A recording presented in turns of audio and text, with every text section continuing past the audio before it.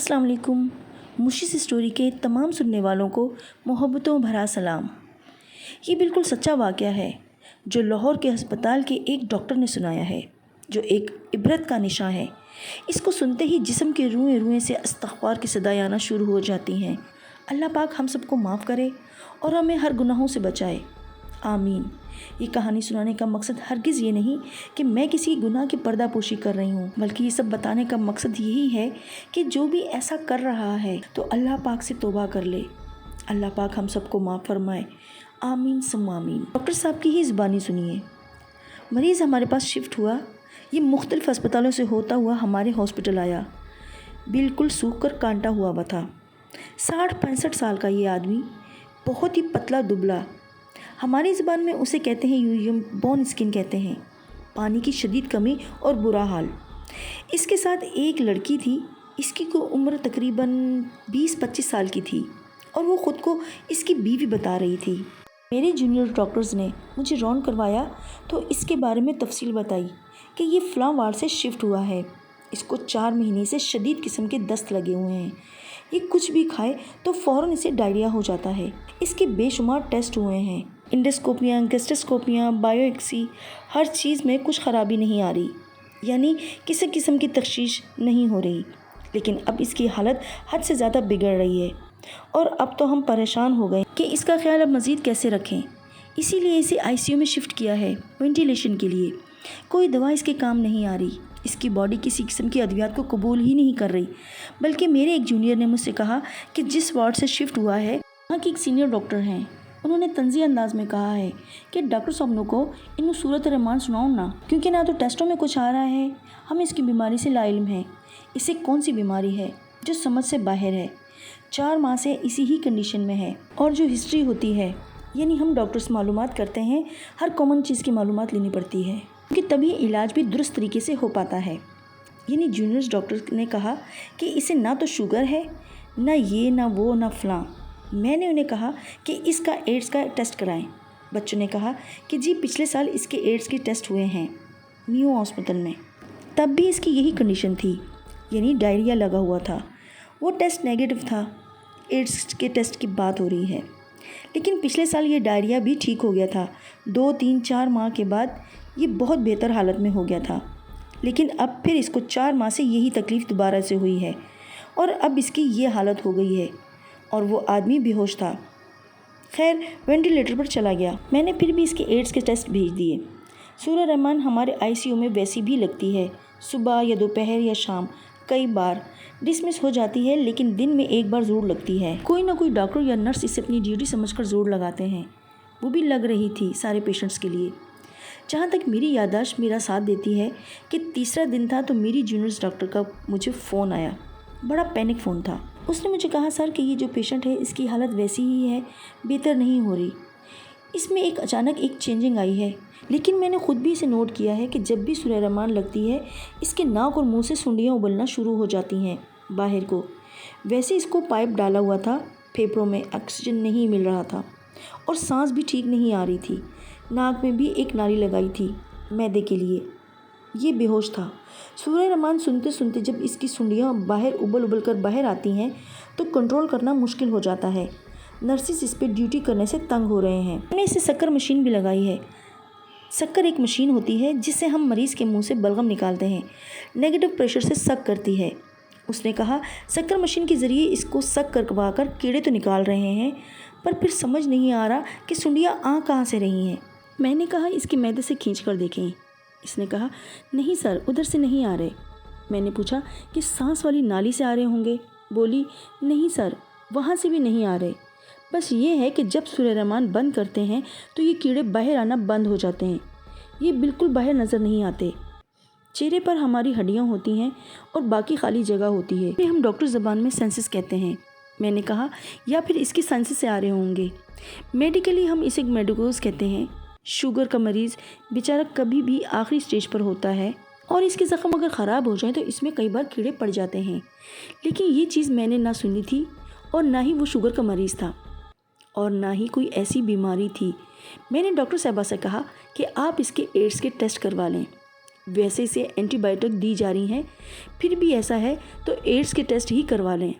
वो बोली जी करवाए हैं। मैंने रिपोर्ट का कहा कि पता करेंगे कब तक आएगी। मुझे लग रहा है कि इसकी कुव्वत मुदाफ़त कम हो रही है या बिल्कुल ख़त्म हो चुकी है। अगले दिन जब मैं राउंड पर आया तो मुझे एक और कहानी पता चली कि जी इसकी बीवी ने कल रात हमारी स्टाफ से लड़ाई की है। वो हमारी स्टाफ क्रिश्चियन है, नॉन मुस्लिम है। इसने उन्हें बड़े गुस्से में कहा कि तुम लोगों ने हमारा मरीज़ ख़राब कर दिया है और कीड़े भी डाल दिए हैं।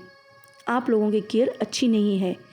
थी वो एक लोअर सोशल इकोनॉमिक स्टेटस, मतलब जिसे अनपढ़ तबका कहा जाता है, इनमें से थी वो कि जी उसने काफ़ी शोर डाला कि मेरा मियाँ तो बिल्कुल ठीक ठाक था, ये आप लोगों ने 3 दिन के अंदर कीड़े डाल दिए हैं। डॉक्टर साहबा ने बताया कि उस नॉन मुस्लिम नर्स ने बहुत ही अच्छी दलील दी उसको।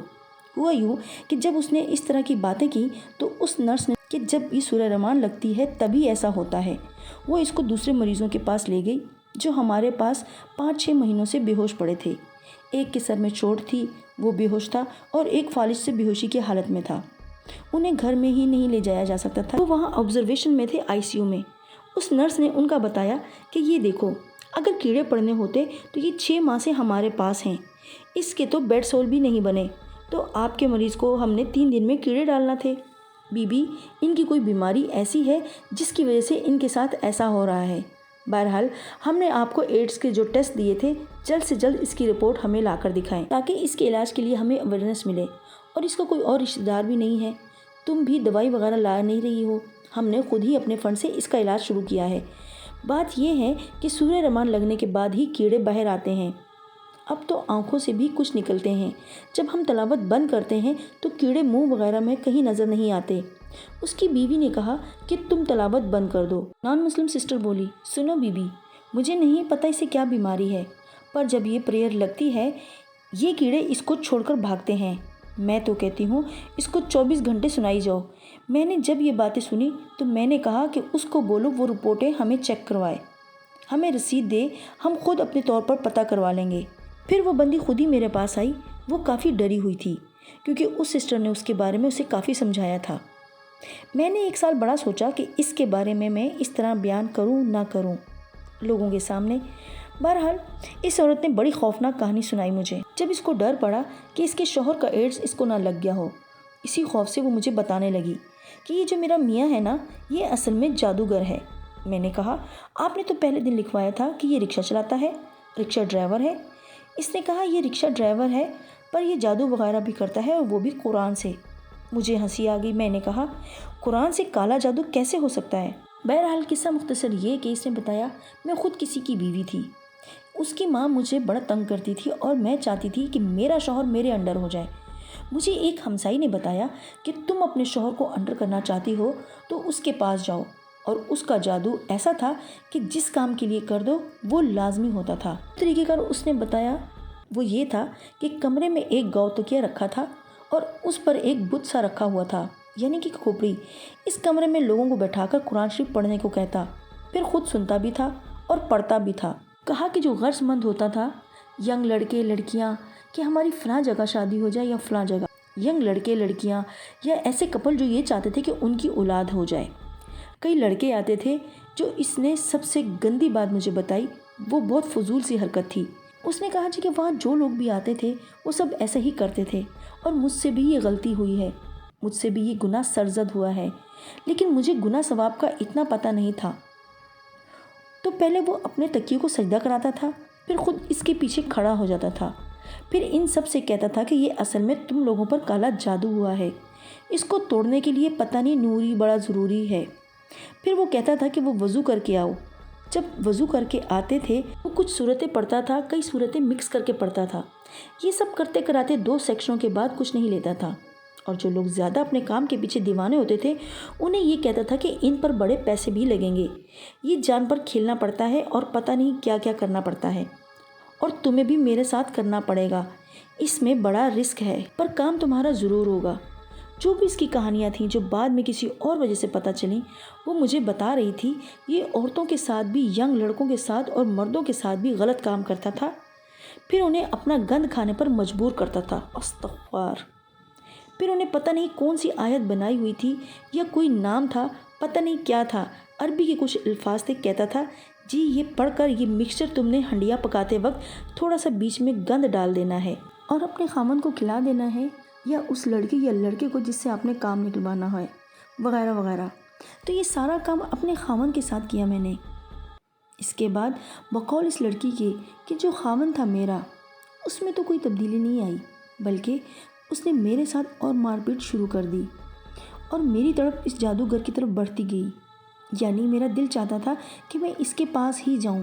پھر میں نے اس کے پاس ایسے آنا شروع کر دیا کہ میں نے تمہارے ساتھ شادی کرنی ہے، میں نے اس سے طلاق لینی ہے، اور بہت اول فول. اور پھر بولی کہ میں نے انہیں بتائے بغیر میں اس کے پاس آ گئی، یعنی جادوگر کے پاس. اس کے ساتھ میں 6 ماہ رہی. اس نے کہا کہ ایسے ہی رہنا پڑے گا اور اس سارے کام میں شامل تھی. پھر اس نے نکاح کیا مجھ سے. کہنے لگا کہ پہلے ہی نکاح ہو گیا تھا قرآن شریف کے ذریعے، اور وہ کہہ رہی تھی کہ میں نے طلاق نہیں لی. پھر اس آدمی کو ڈائریا لگ گیا تھا. ڈائریا کے بعد کہتی ہے کہ میو اسپتال میں جب ہم تھے 4 مہینے ہمیں ہو گئے اور پچھلے سال اس کا بہت برا حال تھا. ایک دن مجھے کہنے لگا میں کہتا ہوں کہ میں اللہ سے توبہ کر لوں اور اللہ میری جان بخشش کر دیں گے. میں توبہ کروں گا اور میں رکشہ ہی چلا کر اسی پر گزر بسر کروں، اور جتنی روٹی روزی ہوگی کیا تو میرا ساتھ گزارا کر لے گی، یا تو واپس چلی جا اسی کے پاس.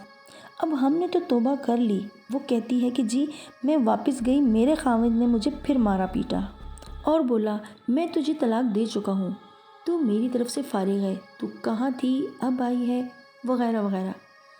پھر کہتی ہے کہ جی میں 48 گھنٹوں بعد شاید 2 دنوں بعد ادھے کول آئی تے اے میو اسپتال 'ਚ داخل سی. ڈاکٹر بڑے حیران سن کہ ਇਹਦਾ ਪੇਟ ਸ਼ੇਟ بھی ٹھیک ہو گیا ہے، ਇਹਦੀ ਟੱਟੀਆਂ بھی رک گਈਆਂ سن. انہوں نے کیا کہ فلانی دعا مافک آ گئی تو فلانی دعا مافک آ گئی. تو یہ اپنے پیروں پر کھڑا ہو گیا. میں معافی چاہتی ہوں، جو ڈاکٹر صاحب نے کہا ہے میں سیم ویسی ہی انہی کی زبانی کی باتیں آپ تک پہنچا رہی ہوں. اگلے کوئی 10-12 دنوں میں انہوں نے چھٹی دے دی. پھر یہ مجھے ایک مسجد میں لے کر گیا اور بولا کہ پہلے نکاح ٹھیک نہیں ہوا تھا. پھر ہم نے وہاں نکاح کیا اور یہ رکشہ چلانا شروع ہو گیا. تے ڈاکٹر صاحب 6 مہینے انہیں بڑی محنت کیتی ہے. ਇਹ ਰਿਕਸ਼ਾ ਵੀ ਚਲਾਉਂਦਾ ਸੀ, ਜੋ ਸੁੱਕੀ ਗਿੱਲੀ ਖਾਂਦੇ ਸਾਂ, ਚੰਗਾ ਭਲਾ ਸੀ. ਤੇ ਡਾਕਟਰ ਸਾਹਿਬ ਦੁਨੀਆ ਬੜੀ ਜ਼ਾਲਿਮ ਹੈ, ਇਹਦੀ ਸ਼ੋਹਰਤ ਬੜੀ ਸੀ. ਦੁਨੀਆ ਪਿੱਛੇ ਪੈਂਦੀ ਸੀ ਕਿ ਸਾਡਾ ਕੰਮ ਕਰ ਦੇ. ਇਹ ਕਹਿੰਦਾ ਸੀ ਕਿ ਮੈਂ ਕੰਮ ਛੱਡ ਦਿੱਤਾ ਹੈ.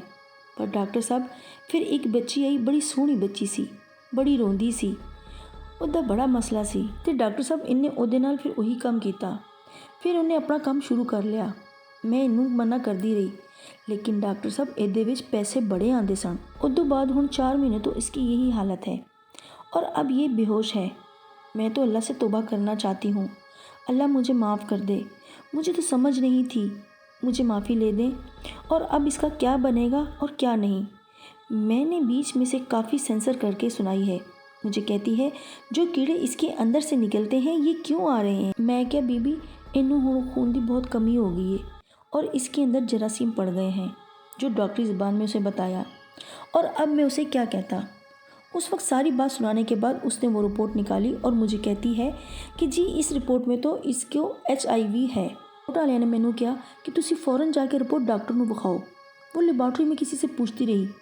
انہوں نے کیا سی کہ تسی ਉੱਥੇ ہی جا کے دسو. میں انہوں نے دسیا کہ میرے خامن دی رپورٹ ہے ਤੇ انہوں نے کیا کہ تسی اپنا بھی ٹیسٹ کراؤ. ਤੇ ਡਾਕਟਰ ਸਾਹਿਬ ਇਹ ਰਿਪورਟ ਰਾਤ ਦੀ ਮੇਰੇ ਕੋਲ ਹੈ ਤੇ ਮੈਨੂੰ ਤੇ بیماری نہیں لگے گی. میں سورہ رحمان سن لواں. میں کیا جی آپ بھی سن لیں. 7 دن سنے. میں آپ کو کیا کہہ سکتا ہوں. ایک دن وہ بندہ اور زندہ رہا، پھر مر گیا. آخر تک اس کے کیڑے وہ آتے رہے. جب بھی سورہ رحمان لگتی تھی وہ ایسے ہی ہوتے تھے، ابلتے تھے اور باہر کو نکلتے تھے. ناک منہ مطلب، یا 1-2 تو نہیں تھے کہ انہیں پکڑ کر سائڈ کر دیں. میں نے بتایا نا کہ وہ سکر مشین رکھ کر ہم اسے سک کرتے تھے. سارے کیڑے مشین میں ہی جاتے تھے. لمبی لمبی سی سنڈیاں. وہ عورت اس کی ڈیڈ باڈی بھی لینے کو تیار نہیں تھی کہ نہیں جی میں انہوں کتھے رکھاں گی، کتھے دباں گی. میں کیا اس کو تو آپ نے ہی لے کر جانا ہے، ہم اس کو یہاں ہاسپٹل میں کہاں رکھیں گے. اور اب کیا کر سکتے ہیں. کافی پرانی بات ہے. یہ واقعہ ہمارے ہاسپٹل میں ہی پیش آیا تھا. اول تو مسلمان نہ جادو کر سکتا ہے، اور اگر وہ جادو والا علم کہیں سے سیکھ ہی لیتا ہے یا کسی طریقے سے وہ سمجھتا ہے کہ وہ جادو کر رہا ہے تو وہ مسلمان نہیں رہتا. قرآن کو ہی لوگ غلط طریقے سے استعمال کرتے ہیں، ناپاک طریقوں سے کئی بات ہمیں سمجھ نہیں آتی۔ قرآن خود کہہ رہا ہے کہ اس میں مومنوں کے لیے شفا اور رحمت ہے اور ظالم کے لیے باعث تکلیف۔ میں امید کرتی ہوں کہ میری یہ ویڈیو بھی آپ سب کو بہت پسند آئی ہوگی۔ میری نئی ویڈیو آنے تک کے لیے اپنا بہت خیال رکھیے گا۔ میرے چینل کو سبسکرائب کریں، لائک کریں، شیئر کریں اور کمنٹ کر کے میری حوصلہ افزائی ضرور کیجیے گا۔